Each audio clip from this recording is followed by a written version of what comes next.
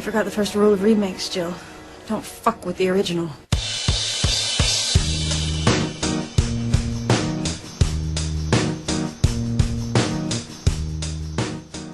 Hey everybody, welcome to Don't F with the Original! With Nicholas, I'm the video game correspondent for Idiomatic. Eric, I'm an English teacher.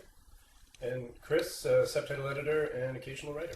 And I am Dimitri, editor-in-chief of Idiomatic.com and movie critic, and today we are talking about Blade Runner to celebrate the DVD, Blu-ray, combo, pack, digital download, whatever, of Blade Runner to celebrate its 30th anniversary. Yes, it has been 30 years since Blade Runner first came out, and maybe just 2 years since it came out again and again and again in a different version. Actually, it's kind of interesting. We probably all saw different versions of it, I think. Most likely. I think I saw the original one. And it was that kind of movie. I remember watching it when I was young, where I was going to love it because I love science fiction and it was weird and you had tall skyscrapers, you had flying cars. And I hated the story. I was like, I didn't get it. Well, I was fairly young when I saw it. And then when I was a teenager, like, I wanted to like it so much, just couldn't. If you had a vision for your first movie, and then you keep revisiting again and again and again and again and again, and you keep messing around with it, eventually you kind of lose it. It's kind of like adding constant spices to the meal that you're trying to do. Eventually, there's no flavor. So, I don't know. I get tired of those re-releases, director's cut, and it's like, okay, enough. Yeah, no, I agree with that. I think one theatrical cut and one director's cut makes sense, because the director's cut is created, the studio comes in, goes like, well, we can't really make box office money with this, it's too long, whatever, and then you do your theatrical cut, then you release a director's cut to get some of a more authorial version of it. But, like, once that's made, like, you really should let it go. Like, the version I saw was the 2007 final cut version, and I'll believe it when I see it, in the sense of it being final. But it's sort of like, it's 2007. You're almost, like, 25 years later, and you're still recutting your damn movie. Is that the one that was released in, like, the collector's edition briefcase or something like that? Yeah, That's yeah, I remember that one. Yeah. Collector's edition briefcase. Oh yeah. Well, this is back when DVDs were selling, right? So, okay. I guess, yeah. You know, so you bought them more for the case, and like it looks nice on the shelf, Okay. And it was like, I think it was a metal briefcase or something. Yeah, it was. Yeah. It was really pretty cool. I have to say. I had like a little bit of collector geek kicking in when I saw it. Okay, so what we're going to do for the episode is we're going to do a little quick synopsis of the movie for those of you who just want to remember what it's about. We're going to discuss the movie, then we're going to have a little spoiler section where we're going to feel free to discuss the plot points that, if you haven't seen the movie, you might want to skip. We'll keep that to the end, that way you can stop listening to the recording when we give you the warning. So, quick synopsis going in. 2019 is actually the date, that's 7 years from now. We have colonized other planets, our Earth is overpopulated, and we have created replicants, which are essentially humanoid robots. They're essentially a slave race. They work in the colonies. When they try to get to Earth and escape to Earth, they are intercepted by what we call Blade Runners, who are essentially Border Patrol police officers for robots. Yeah. Who destroy the replicants. Now, we follow a group of replicants led by Rutger Hauer, Mr. Hobo with a Shotgun himself, who is trying to find a way to live past his 4-year expiry date. Yeah. And we also follow in parallel Harrison Ford as a Blade Runner who's trying to catch them. It's not that far off, huh, when you think about it? 2019 to date, or the fact that we've colonized other planets? No, just overpopulated. I have a beef with that because if you look at the European and North American countries, the population growth is mostly due to immigration. We have kept our population growth by replication, human replication in check, and when other countries start doing that as well, the overpopulation thing is going to go away. It's just a different way of thinking about it, but Europe and North America, they're pretty fine with the overpopulation thing.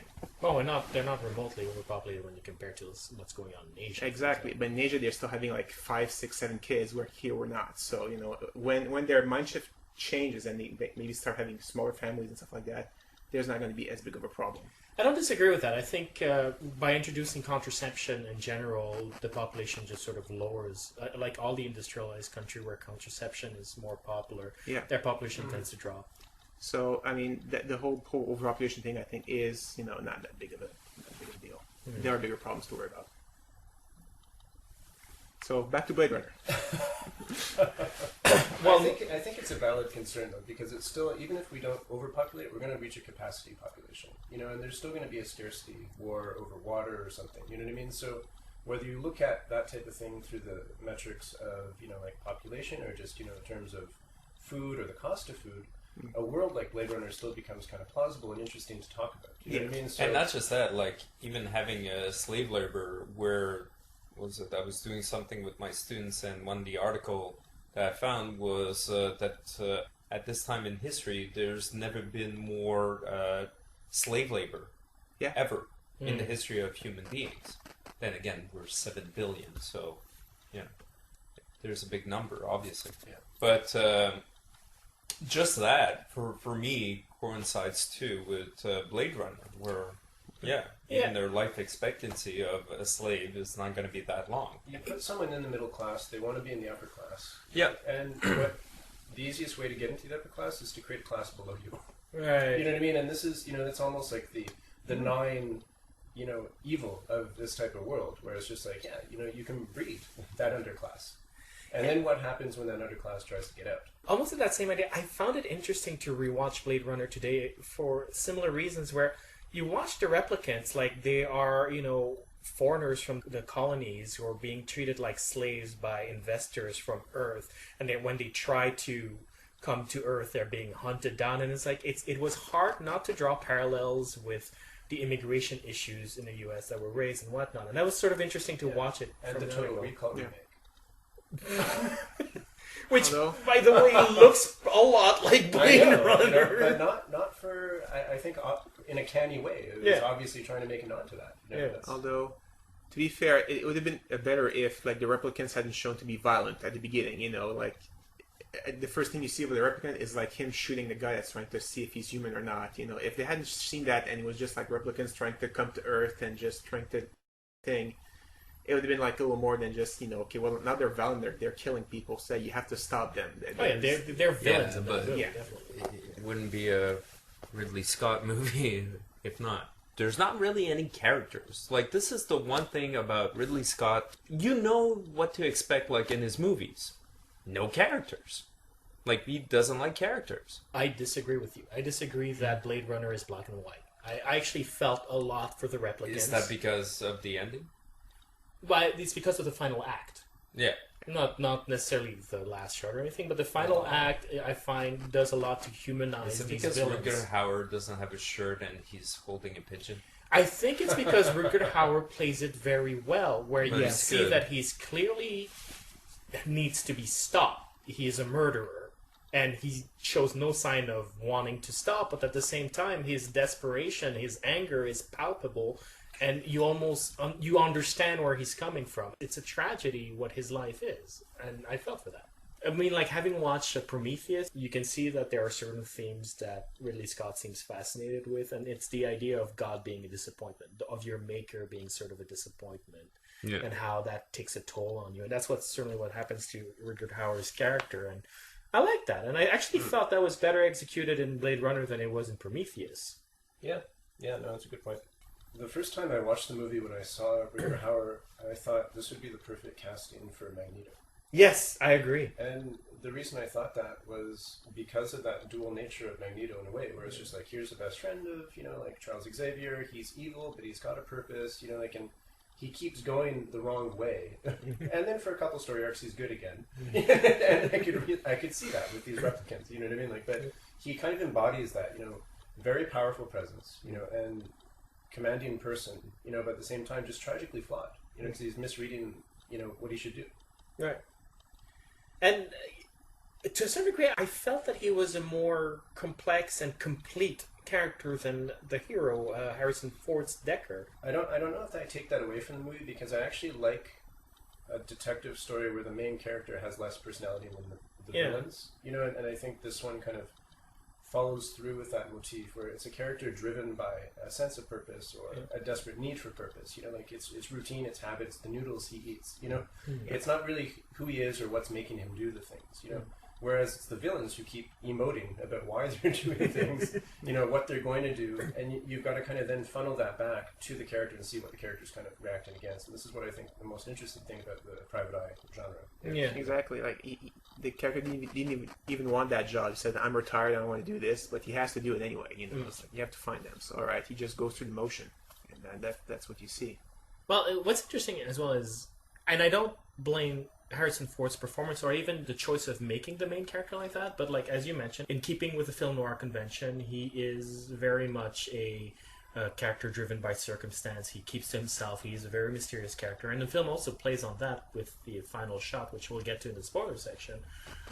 But the movie sort of has two separate threads, one with the villains that he's hunting and one with the love interest he's meeting, who's a replicant. And they never connect those two threads at all. So the thing that centers it is Harrison Ford's character. But the movie deliberately keeps him vague and sort of elusive. And I wonder if also that's not another issue where the connective thread is sort of one that you can barely grasp on. Like, because throughout certain sections of the movie, I was like, well, that's an interesting subplot with the love story there, but I'm having trouble seeing why that matters or how it relates to anything, you know? Yeah, the love affair didn't need to be there. You know, there was enough going on with the storyline anyway. You know, it's just, it didn't mollify anything or make you feel, you know. Whatever happened to Shan Young? She auditioned to play Catwoman in the most awkward way possible and tanked her career in doing so. Bro. Oh yeah, I remember that. What did she do? She showed up in a cat suit demanding that she be hired and went on to various talk shows in her cat suit. Yeah, that did not help her career any. But, like, she plays a femme fatale in Blade Runner. But the problem with the script for me is that the femme fatale in the film noir genre is the catalyst for most of the hero's journey and misery. Here, she's just sort of there. And doesn't really turn out that fatale. Yeah, that's true. So Harrison Ford, what do you think of his acting? I kind of like it. Well, I like most of those great actors before they became like sketches of themselves, like caricatures. This one, he's good. He knows what he's doing. He obviously knows what's the detective genre. I still don't know what Daryl Anna was playing, but I don't think she did either. Rutger Hauer, you know, he had definitely personality. Well, personality, that's the thing. Not necessarily a character, but I thought like just the way he looked, just the way that he looked pained sometimes, playing the part. Yeah. It was pretty interesting what he did in a limited role. Yeah. And that's always a show of a really good actor that's doing something interesting and going beyond what's on the page. And that's always the part that I find interesting in whatever movie. Yeah, I've always been surprised that Rutger Hauer sort of disappeared sometime around the early 90s. Yeah. Because he was such a consistently great actor throughout the 80s, certainly. And I mean, like, even like you watch Hobo with a Shotgun, which is sort of a semi-comeback movie for him. And the movie's crap, but like he's phenomenal in it. Yeah. You know? And especially it's interesting because I've seen some of the Norwegian films that he did, and there he is like interacting in his mother tongue, and then he speaks English, and you're like, wow, he's probably a native speaker of English, but no, turns out he's not, and he's doing a great career at it. Yeah, no, he's the type of actor that, you know, I'm surprised that something like Tarantino hasn't kind of rebooted his career for him, if you know what I mean, because he's got that, you know, Definitely. talent, he's got that face now, you know, and he even had it then, you know. And now his face is even more interesting when you see him in Hobo with a Shotgun, just how lined and lived in it is.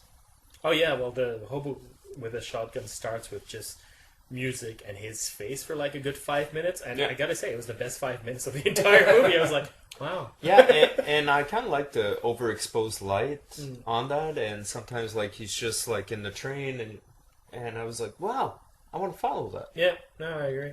Nick, what's your sense? To me, the best time you get to know the characters is when like the two replicants talk towards the end. They meet a human and they talk because they're trying to save their lives, and that happens like 3/4 of the way through the movie, and hey, you finally get to know these characters finally. But it's a little late now for that, and so I have no real interest in any of those characters because I don't know them. That's probably what happens.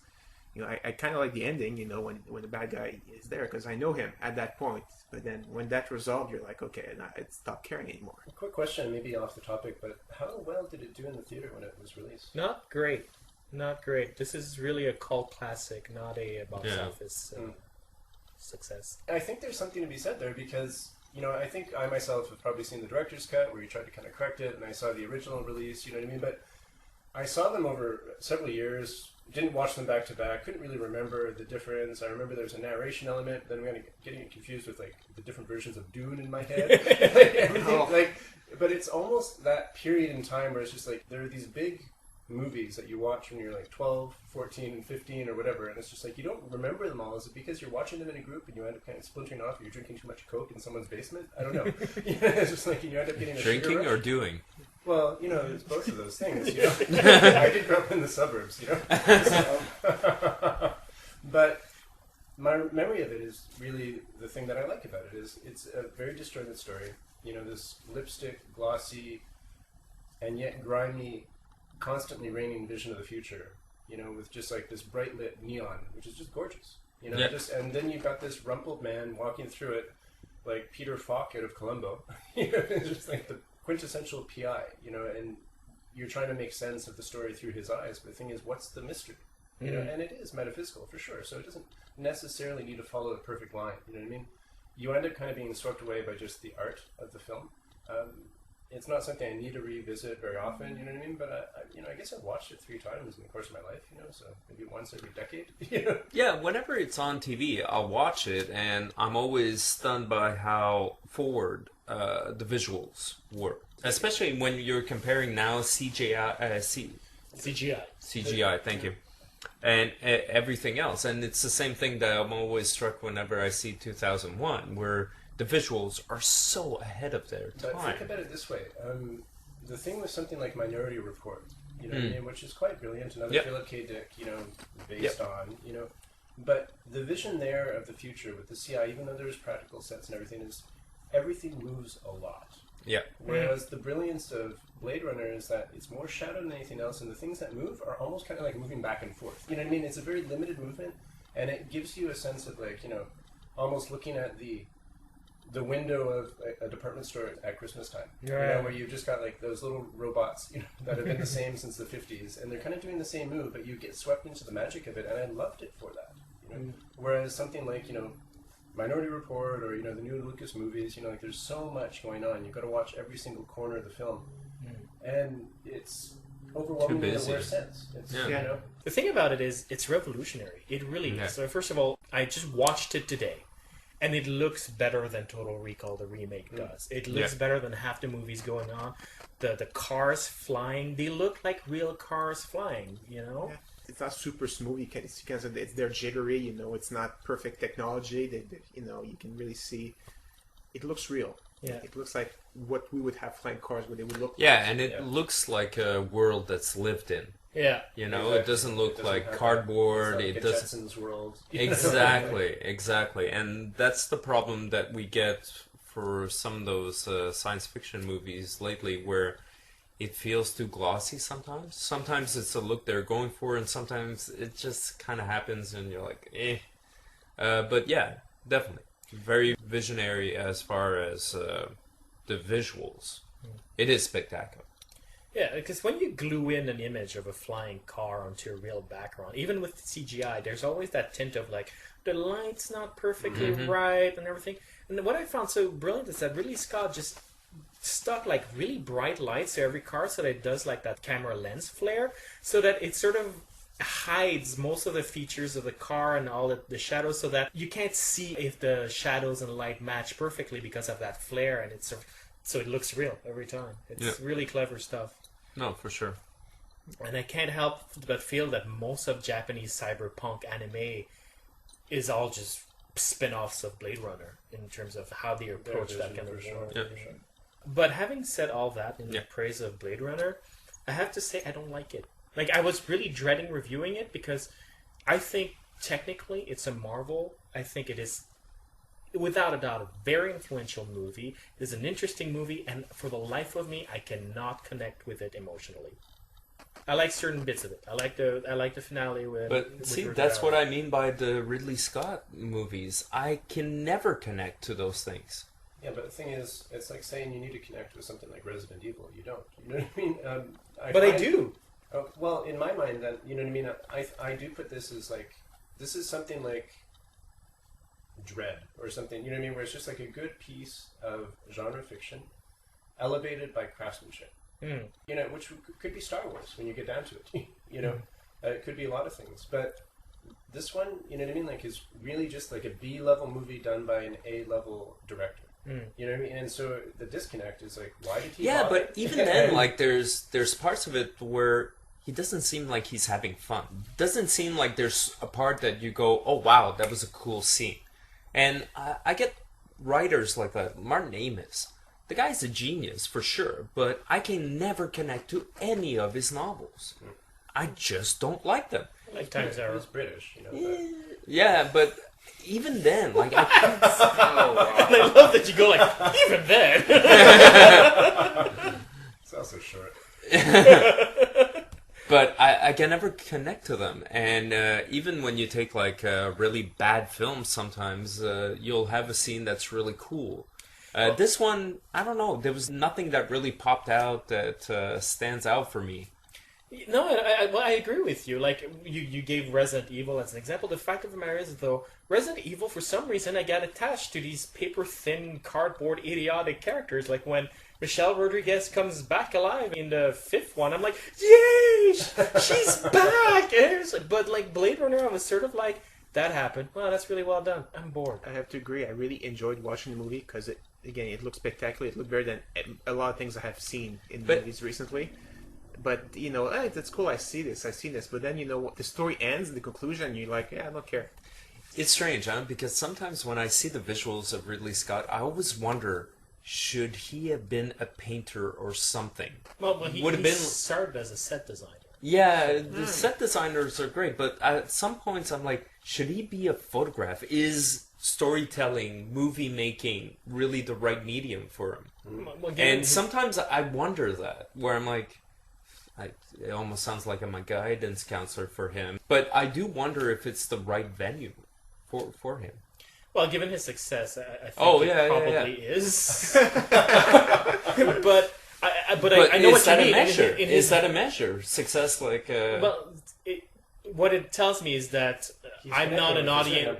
Exactly, that's it. I'm not part of his audience, but he has found one. Yeah, no, for sure. But everybody finds an audience, right? No. Yeah. I can guarantee. Even Weird Al Yankovic found an audience. He's a genius. And now the podcast spins wildly out of So we're back. We cut out Nick singing. Okay, so 3 of us feel the same way about Blade Runner, but what is it exactly that keeps us from connecting with it? Because I don't want to leave it at, like, here's this classic, and, well, I didn't like it. What is it that we don't connect with? Because I can't figure it out. It's very simple. You don't have any moments of privacy where you kind of get to know the guy. You know, like most of those detective fiction, they're talking. There's 2 partners talking about their lives, and you kind of feel like you're in the car with them and you connect. You never connect with them. You never get to know who they are, to have that private moment of knowing them, or him walking into a bar and sort of talking about it. You don't get the sense of it. And what is it that we like about movies? Why is it that people still go crazy over Before Sunset? Because they're walking... By people, you mean the 4 people in this room. No, but it's one of those movies that you spend time with the characters. You kind of get a sense that you know them. Here, these characters, you don't know them. You have no idea. They're just like pictures. Yeah. It's been too long since I've seen the movie for me to really counter you with examples from the movie where you see him doing things. So I win. But I do remember spending time with the characters, and maybe they're just not discussing, but you're seeing as much of the character as you would from, like, The Man with No Name of the Sergio Leone. Right, You know what I right. mean? Like, Yeah. it's that kind of thing. You know what I mean? Like, so either you buy into it and like it, or you don't. And the thing is, I liked it. You know what I mean? I'm not really defending it as a great movie. I see the complete flaw. You know what I mean? But especially the iterations and the desire to kind of keep going with it. But I don't know if I need to connect emotionally with all characters. Is my point. You know, just like Fistful of Dollars and all these movies, like I didn't connect with these characters. You know, Actually, I kind of did, just because he looks so cool. well, I guess then it comes down to most people think Harrison Ford is pretty cool looking. You know, so I don't know. And I don't even know if it's really that I didn't connect with all the characters. That's my issue, because I really got attached to the villain. I really did. I thought his story was compelling.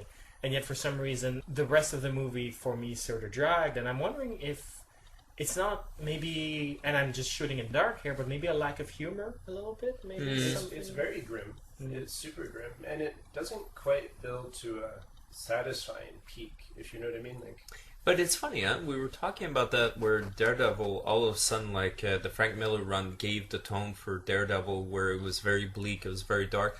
I get a sense sometimes that Blade Runner gave a tone for some of those very grim, very, non-funny science fiction. And then I was so glad seeing Looper, because there's a lot of funny parts in it. Like, it actually has a sense of humor. yeah. That's cool, to have something where, ha ha ha, you're laughing. That's what laughing sounds like.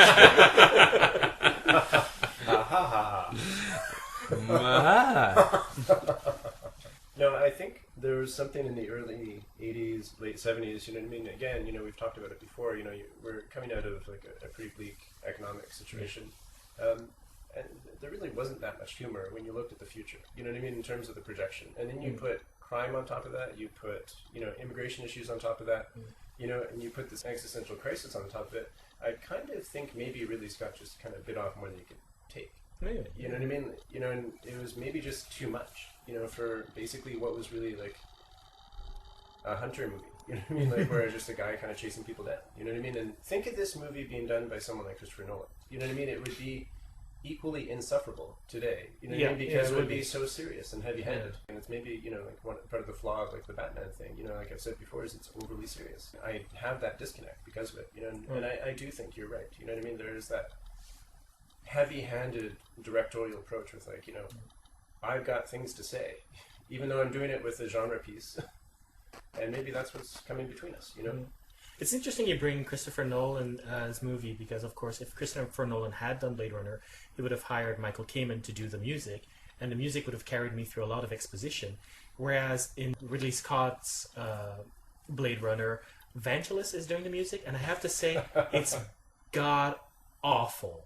The music bugs me so much. You have these beautiful scenes of just him exposing the city, and it's directed in such a way that it's like, this is a city, this is a future, this is a city. Everybody's treating it normal, except the music, except Vangelis' music going da da da, as if you're watching a wonder. It's like you're completely going against the tone of the film. It's driving me up the wall.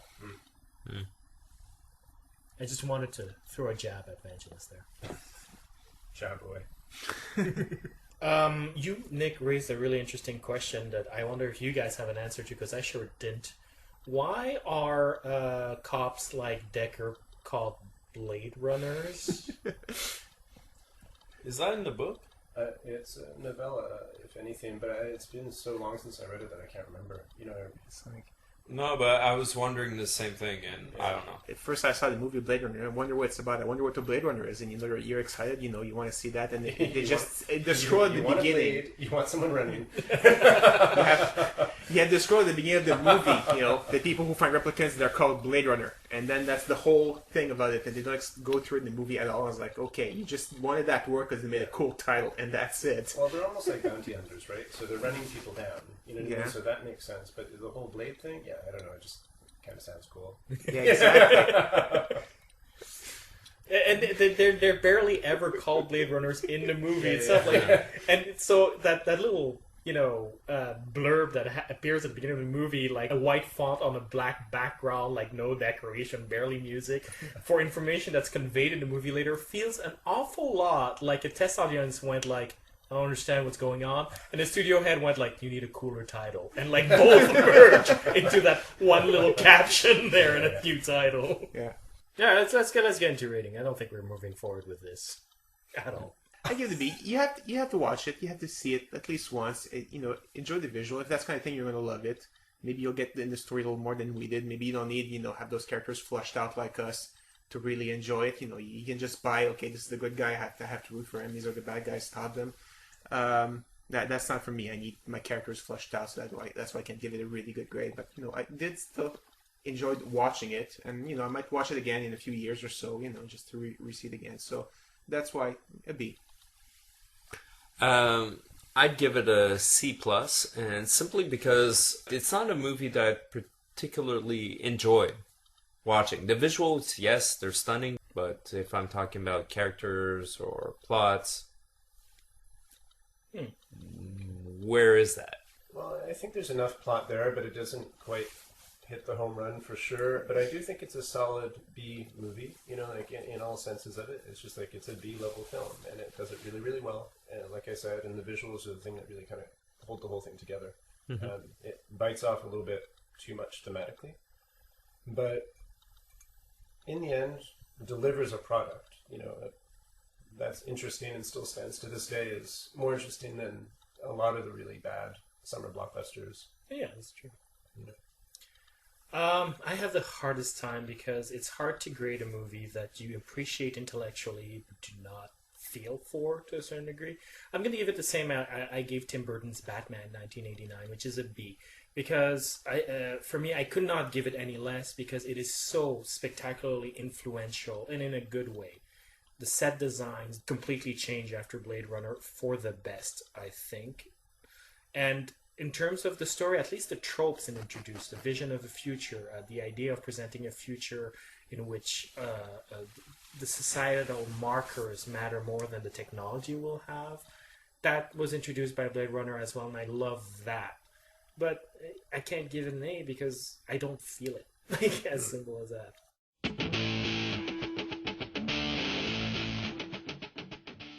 I guess by the silence, I'd say we're ready for spoilers. Yes, we are. Alright, so, entering spoiler section. If you haven't seen Blade Runner and want to see it, and I think overall we kind of do recommend that you at least see it, if only for the visuals, stop listening now because we're about to spoil the movie. So, in 5, 4, 3, 2, 1. Consider yourself spoiled. It ends with an origami unicorn. Ha-ha! Yeah. Yeah, I didn't get the ending. It was like, okay, there's an origami unicorn, and apparently that's supposed to mean that the detective Harrison Ford is also a replicant. He doesn't know it because that's what the new models are. They don't even know they're replicants. At that point, I really didn't care. The bad guy that I knew was dead, so it's like, okay, well, who cares about this part? He's with the femme fatale, whatever. And I completely missed that anyway. In fairness, they do set it up. There is a scene where she's going like, hey, Decker, have you checked your own file? Did you check if you or not? And then he just falls asleep, so she never gets to complete that thought. Yeah.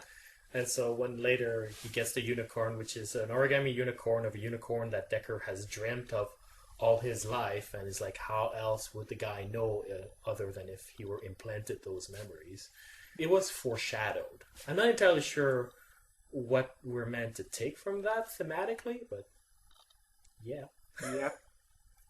Yeah, no, me neither, to be honest. You know what I mean? Like, you can maybe use it as a justification for why he seems so alone. You know what I mean? Like, he's not connecting with humans because he's not human. It's a coda to the film that, just doesn't add a thing, So, I don't know.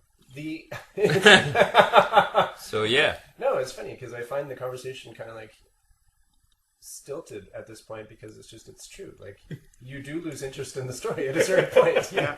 Even, you know what I mean? Like, the story doesn't have the momentum to kind of keep you going. Like, it's just... No, it's very true. And I keep going back to just the images of some of those scenes that we're describing. Like, yeah, they look nice, but it's just like, yeah, I don't need to read more into them. I could just describe them. I could read them. I don't really care. I guess that is a pretty damning thing to say about a film. Yeah. So, that's it. If you want to post your comment, your questions, you want to tell us that we're idiots for not loving Blade Runner, and I know you're out there and you want to do it, write us at mail@idiomanic.com or post a comment at idiomanic.com. We're also on Facebook. We're also on Twitter. And we will see you next time.